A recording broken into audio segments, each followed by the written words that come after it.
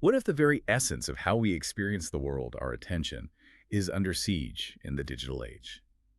Welcome to Bookish Mind, Season 05, Episode 01, as we delve into the opening chapter, The Subtle Faculty, of Daniel Goleman's profound book, Focus. Today, our mission isn't just summarizing. We really want to uncover the surprising truth about attention. You know, how something that seems so simple is actually this complex superpower. Why it's kind of the hidden driver of our success, our connections, and crucially, how it's maybe being quietly chipped away in our, well, hyper-connected modern world. And it's really clear from the start that Goleman sees this as urgent. He doesn't just think it's an interesting psychological idea. I mean, he dedicates the book for the well-being of generations to come. That tells you something. Wow. It tells you he views attention not just as some skill, but as maybe a fragile cornerstone of human experience. One that, well, if we neglect it, could really impact our collective future. Okay. It's much more than simple focus. It's like the very architecture of how we engage with life. That sounds incredibly important. But how do we even see this subtle faculty, as he calls it? How does it actually work? Does Goleman give us a picture? Oh, he gives us a fantastic one right at the start. Imagine you're in, say, a really busy Manhattan department store, okay? Goleman introduces us to John Berger. He's the house detective, nondescript, black suit, walkie-talkie, you know the type. Right. And he's just constantly moving. His focus is always like riveted on one shopper out of maybe 50. 50, wow. Yeah, it's a huge challenge, people drifting through jewelry, scarves, Prada. But John just kind of waltzes among them. His gaze is like a spotlight, just roaming. Goleman describes it almost like his face screws up into this giant one-eyed cyclops orb, laser focused. So it's not just what you look at, but all the stuff you manage to ignore. That's really interesting. Exactly. What Goleman finds remarkable is how John isn't just seeing everything. He's actively filtering it. His brain is like this finely tuned radar, just ditching all the noise. That's it. He's processing and discarding anything not relevant. He's scanning for really specific signals. Goleman says things like a way their eyes move, or emotion in their body, or maybe shoppers bunched together, or that one person who's kind of furtively glancing around. He knows the signs. He knows the signs. It reminds me of that Indian saying Goleman shares, when a pickpocket meets a saint, all he sees are the pockets. Right. John sees the pickpockets because that's what his attention is trained for. Precisely. And this capacity, this vigilance, this sustained scanning for something rare, that was actually one of the first bits of attention studied scientifically. Oh, really? How so? Well, Goleman explains how this kind of active vigilance first got serious study back in World War II. The military urgently needed radar operators, right? People who could stay super alert for hours, looking for tiny blips without missing anything. Makes sense. High stakes. Very high stakes. And he even mentions a Cold War study on vigilance during sleep deprivation. They wanted to know if officers could stay awake, focused, for like 3 to 5 days if, World War III broke out. Wow. And what did they find out? Could they? Well, the encouraging thing was, yes, even after days without sleep, people could maintain keen attention, but only if their motivation was high enough. Motivation. Okay. Yeah, Goleman shows that even under extreme stress, the brain's attention system can be pretty resilient if driven by strong motivation. It does make you wonder, though, what are our modern motivations for sustained attention, given how easily distracted we get now? That's a great question. But this isn't just for detectives or soldiers, right? Right. Goleman's point is bigger. Absolutely not. He argues this same subtle, powerful faculty, attention, it's quietly shaping every single thing we do, every day. He says these skills determine how well we perform any task. If they're stunted, we do poorly. If they're muscular, we can excel. Our nimbleness in life depends on it. It affects comprehension, memory, learning, sensing how we feel, reading others' emotions, interacting smoothly. Everything. Pretty much everything. Yet, he notes, we often only see the end products, like the idea, the wink, the smell of coffee, without noticing the beam of awareness itself. And it's kind of startling, isn't it, that something so fundamental influencing everything from how we understand things to how we connect with people, Goleman finds it still little noticed and underrated. Yeah. So our goal today, and his goal in the book, is really to shine a spotlight on this elusive but totally critical mental asset. Okay, so he's established what it is and why it matters. Then he takes us deeper, Right. into different layers of attention. Yes. Beyond the basic mechanics, he introduces three really crucial bands of focus. He calls them vital for a well-lived life. Bands of focus. Yeah, inner focus, other focus, and outer focus. He calls it a threesome. Okay, let's break that down. What's inner focus? Inner focus is about tuning into ourselves, our intuitions, our guiding values, making better decisions. Goleman says without this inward look, we're basically rudderless. Rudderless. Yeah. Like lost at sea. I could see that. Without that inner compass, every choice feels like a guess. Exactly right. Then there's other focus. This is all about our connections with other people, smoothing those connections. It's the foundation for empathy, for relationship skills. If we lack this, Goleman says we're clueless socially. We can't read the room, can't connect deeply. So empathy isn't just some vague feeling. It's actually built on an attentional skill. That's fascinating. Okay, and the last one. Outer focus. This one's about grappling with the bigger picture. Hmm. The complex systems around us, an organization, the economy, even global processes like the environment. Right, the big stuff. Yeah, the big stuff. Our brains weren't really designed for that kind of broad systems thinking, Goleman admits, so we might flounder a bit at first. But without it, he says we're blindsided. We get hit by these larger forces we never saw coming, like not seeing the iceberg. That makes a lot of sense. Inner, other, outer. Rudderless, clueless, blindsided. It sounds like the ideal state for leaders, definitely. For sure. He emphasizes leaders absolutely need all three to get results. A leader tuned out internally is rudderless, blind to others is clueless, indifferent to systems is blindsided. But it's not just for CEOs, right? No, not at all. He makes it clear this is for all of us. We're all living in these daunting environments, right? Full of tensions, competing goals. Tell me about it. A balance in this triple focus helps everyone find, well, happiness and productivity. Okay, so it's crucial. But is it trainable? Can we get better at this? Here's the really good news, and Goleman brings this straight from neuroscience labs and even school classrooms. Attention works a lot like a muscle. A muscle. Use it poorly, it withers. Work it well, it grows. So yes, smart practice can develop it, refine it, even, he says, rehab-focused starved brains. Rehab-focused starved brains. I like the sound of that. Doesn't hurt to try. He reminds us the word attention comes from the Latin attender, meaning to reach toward.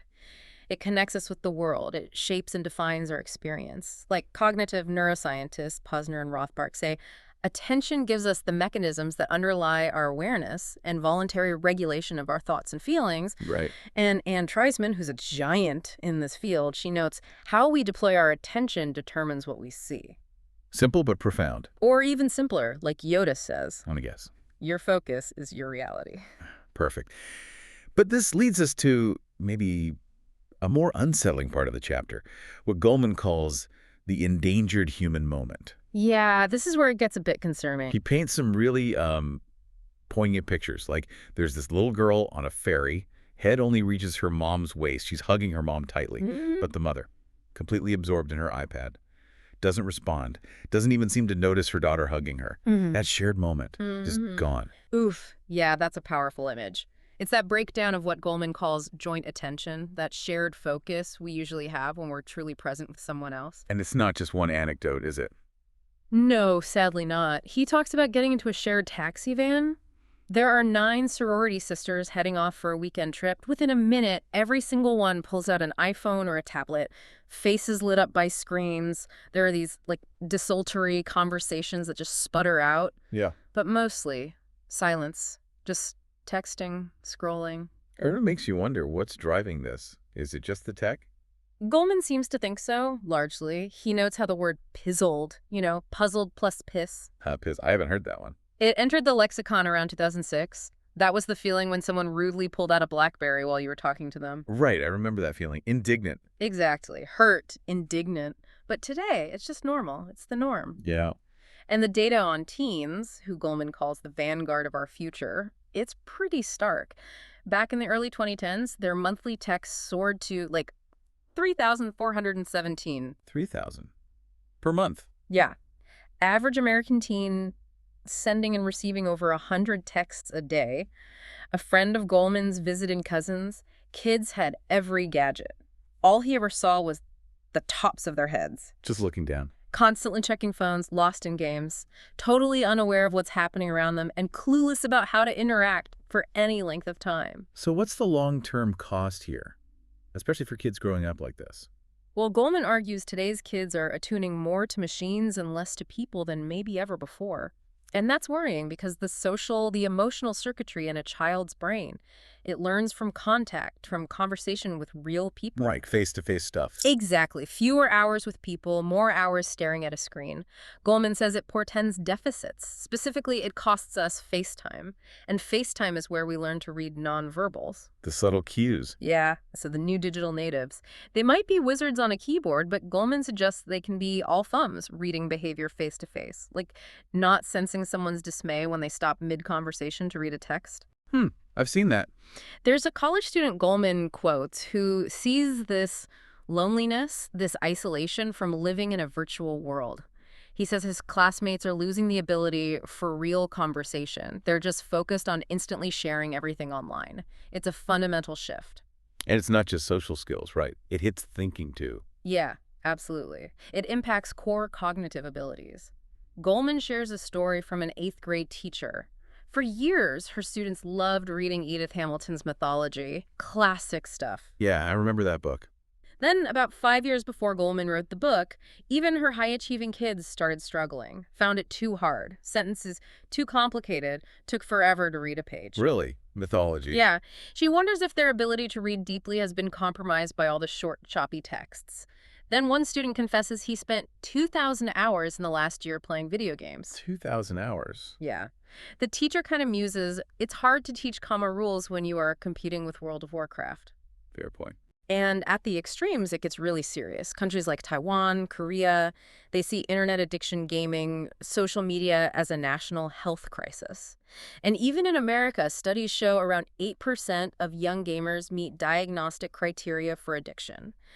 Brain scans show changes in their reward systems similar to alcoholics or drug abusers. Wow. That's alarming. And it's not just kids feeling this impoverishment of attention, is it?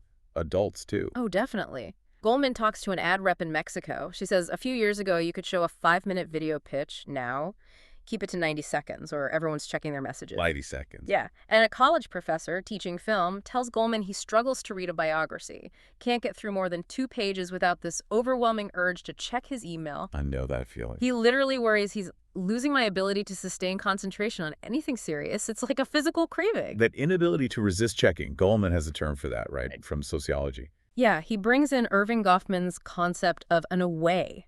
It's that gesture, maybe subtle, maybe not, that tells someone, I'm not really interested in what's happening right here, right now. I'm mentally somewhere else. I'm checking your phone under the table. Exactly. Or remember that story from the 2005 All Things D conference? The tech conference? The hosts actually unplugged the Wi-Fi because everyone had their laptops open, faces glowing, not paying attention to the stage. They unplugged the Wi-Fi? Yeah. Seriously? The audience was away. One person there called it continuous partial attention. Just this mental blurriness from information overload. Continuous partial attention. That rings true. It does. And to fight it, Goleman notes some Silicon Valley places now actually ban laptops and phones in meetings, trying to force presence. That jangly feeling you mentioned, I think we've all felt that. That itch to check the phone. It really shows how deep this digital pull goes. Goleman quotes a publishing executive.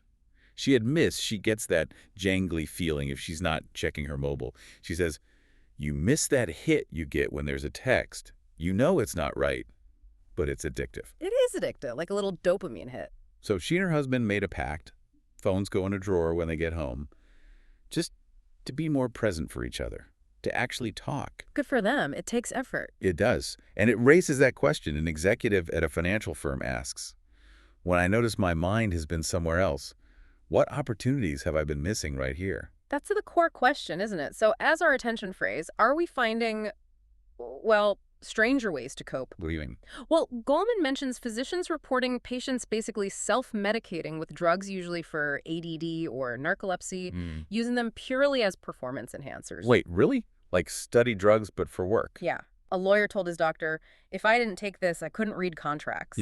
These meds, once needing a real diagnosis, have become kind of routine cognitive enhancers for some people. That's wild. And it's trickling down. More teens are apparently faking symptoms to get stimulant prescriptions, chasing this chemical route to attentiveness. Wow, so attention is becoming this commodity we're trying to buy or chemically induce. Seems like it for some. Consultant Tony Schwartz, who coaches leaders on energy management, flat out states, attention is now the #1 issue on the minds of our clients. #1 issue. And this constant flood of data, it pushes us into sloppy shortcuts. We triage email by subject lines, skip voicemails, just skim everything. Yeah, guilty as charged sometimes. We all are, probably. It's not just bad habits. Goleman says the sheer volume leaves us with too little time simply to reflect on what they really mean. No time for depth. Yeah. It all connects back, doesn't it? This wasn't unforeseen. Not at all. Goleman wraps up this section by reminding us of Nobel-winning economist Herbert Simon way back in 1977. 1977, before the internet as we know it. Exactly. Yeah. Simon predicted this. Writing about the coming information-rich world, he issued this incredibly prescient warning. He said what information consumes is Let me guess. Attention. the attention of its recipients.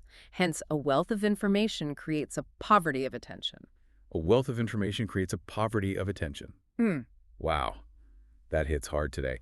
So today we've really just scratched the surface of Daniel Goleman's focus, digging into this idea of the subtle faculty of attention. We've seen how fundamental it is, shaping everything from, that detective's focus to our closest relationships. But we've also looked hard at these powerful digital forces that seem to be, eroding this capacity, creating that endangered human moment Goleman talks about. But it's really important to hang on to the hope Goleman offers here. Remember the muscle analogy? Right. Attention is like a muscle. It can be strengthened. Exactly. Through smart practice. The big challenge, as we've discussed, is first, recognizing the cost of our distraction, really seeing it. And second, valuing that joint attention, that shared focus needed for real human connection. So what does this all mean for you, listening right now? As we wrap up this deep dive, maybe just consider this. In a world where Herbert Simon's warning feels truer than ever, a wealth of information creates a poverty of attention, what conscious choices, maybe even small ones, can you make today to reclaim some of your focus? And, by doing that, maybe enrich your own reality. Perhaps that very first step is simply noticing. Just noticing where your attention goes throughout the day